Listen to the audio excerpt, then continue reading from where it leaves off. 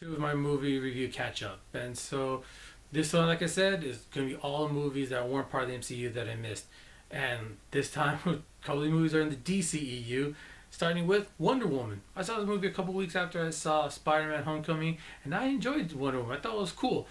It had a really good mix of Man of Steel, Captain America, and Thor. The first Thor movie. I thought it was pretty cool. I mean, Gal Gadot was very believable as a pretty sheltered princess who didn't really know about man's world.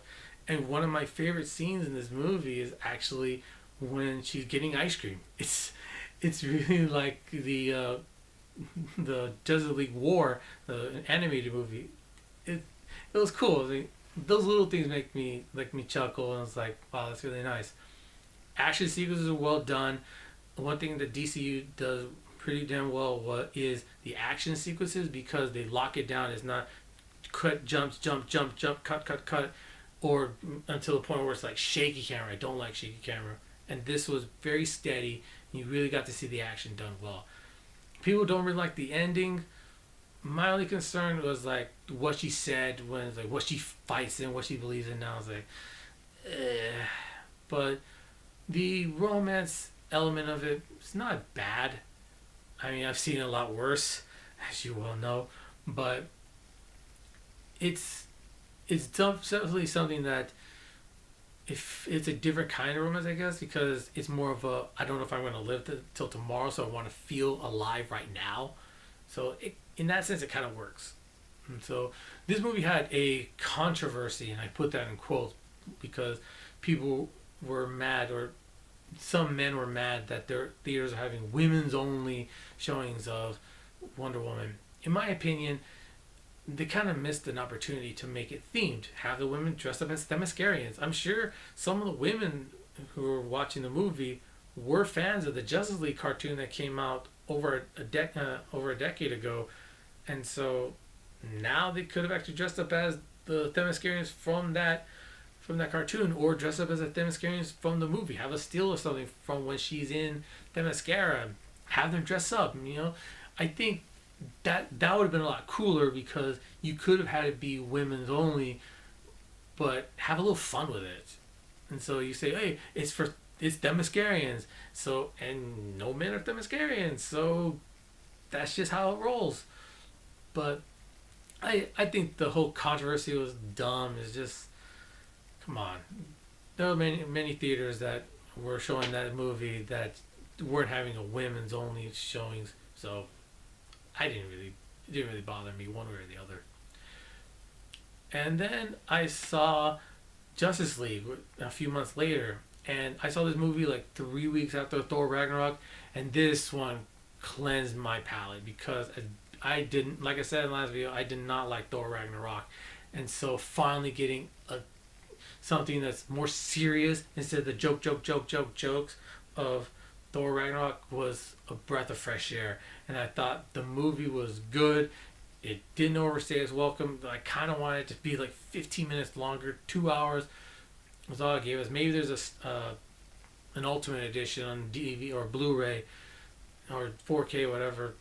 Maybe I should check that out at some point. But I enjoyed it.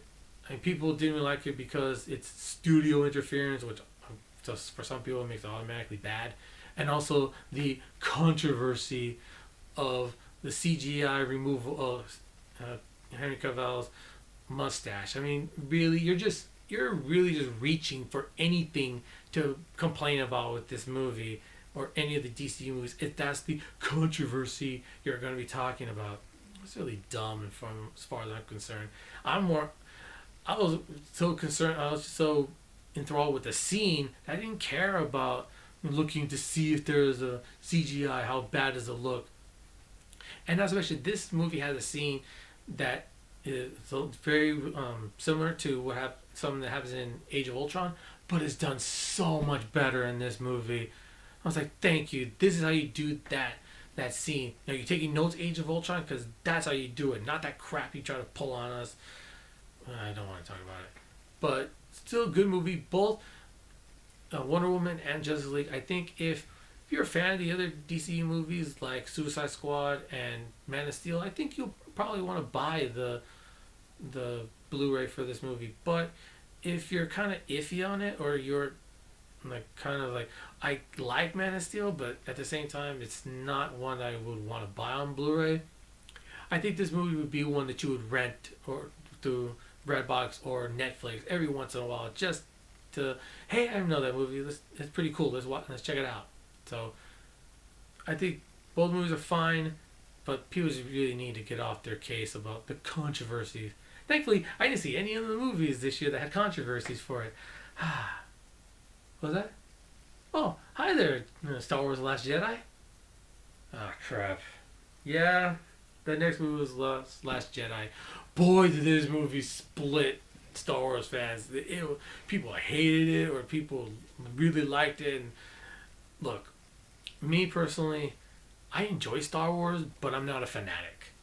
I can just sit down and try to watch and enjoy Star Wars, the original trilogy, and I didn't finish watching the prequel. Maybe I should watch the third one, but and like I said, if you watched my review of Force Awakens, I liked it. I thought it was a nice little homage to the first movie, and this one, I think they wanted to go a different direction with it, and not do an exact rehash of Empire, which is fine.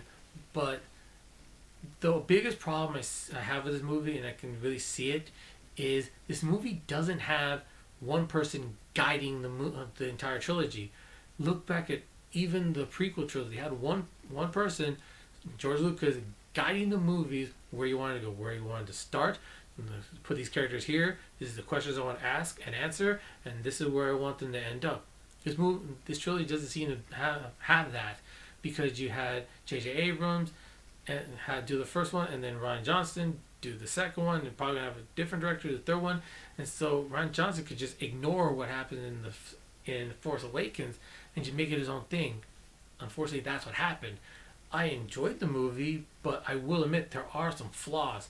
There are quite a few flaws there, and there's something about this movie that just annoyed the crap out of me.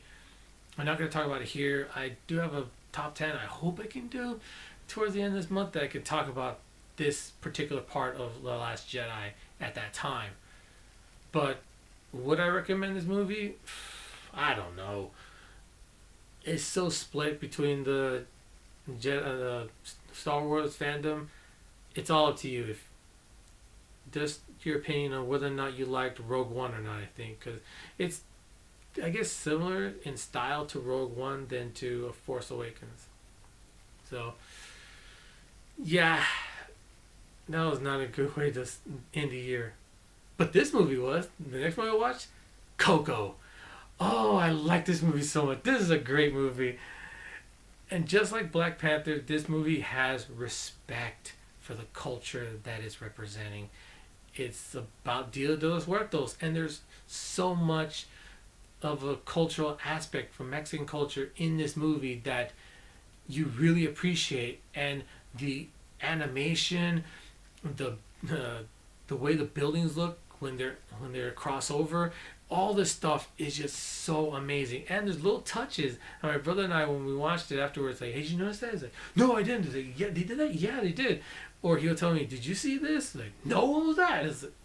It's definitely a movie that's great to watch with family. It's a great family movie, and I would definitely recommend that this movie for families. Kids can enjoy it, adults can enjoy it, and there's definitely scenes at the end where it's just a freaking gigantic punch right in the chest, right into your feelings, right in your heart. And if you're not strong enough, you're gonna cry like a baby.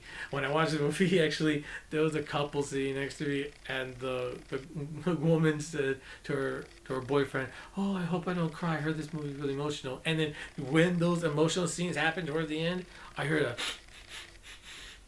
yup. I was like, oh, she's crying. And I was like, oh man, this is so good, but oh, this is so emotional. And I was like, I am not gonna cry. I refuse to cry for this movie. I've not cried in a decade, so I'm not gonna start now. And so, but still, great movie. Definitely worth buying on Blu-ray, 4K, all that stuff. And definitely, if you have a big, really big TV, it's perfect for that, because when you see the animation when they cross over into the land of the dead, it's gorgeous. And there's so much heart as well with this movie. There's great storytelling, great pacing. They use cliches, but they're done in such a way that you almost feel like you're seeing them for the first time. They're not completely rehashed. They're done differently, and it's great to see that. And so, yeah, definitely a great movie. Blu-ray, 4K, all that good stuff. And I think it is supplanted The Incredibles as my favorite Pixar movie. Yeah. And the last movie I want to talk about is actually a low-budget movie that I saw earlier this year. I didn't get to watch it here when it came out in the theater because it never came out here, and so I had to watch it on DVD. My brother got it for me, and so the movie is Happy Death Day. I could talk about Get Out, but this movie is kind of not really been talked about, so I kind of want to talk about it. So Happy Death Day, a college student relives her birthday over and over again, and she gets killed at the end of each day. So it's kind of interesting. Low budget, but it's good. It's kind of for what they had. It was good. Nothing incredible, but it was fun to watch. The main girl, you can definitely see a progression through the movie, and unfortunately, other than her and her romantic interest, virtually everybody else is very cookie cutter, and so there's a couple of scenes where the character looks like, ooh, is that the killer? Red herring written all over them. But other than that, good editing, good cinematography. I enjoyed it. My brother and I kind of like it, and I think with this movie, I think it's a movie you would watch maybe every Halloween or in October if you're gonna, especially if you're gonna do a underrated scary movies marathon. This is one to go on that list to check out. And so it's pretty cool. It's fun, and I definitely recommend just watching it a couple of times just to enjoy it, and then maybe save it for Halloween season. So that's what I got for these five movies. What'd you think? Wonder Woman, Justice League, Last Jedi, Coco, and Happy Death Day. Did you see all these movies? Did you see any of them? Let me know what you thought about each of them, and hopefully next I'll be able to do some other reviews and stuff like that. Maybe some top 10s. Haven't decided what I'm going to do next. So, till then, take care.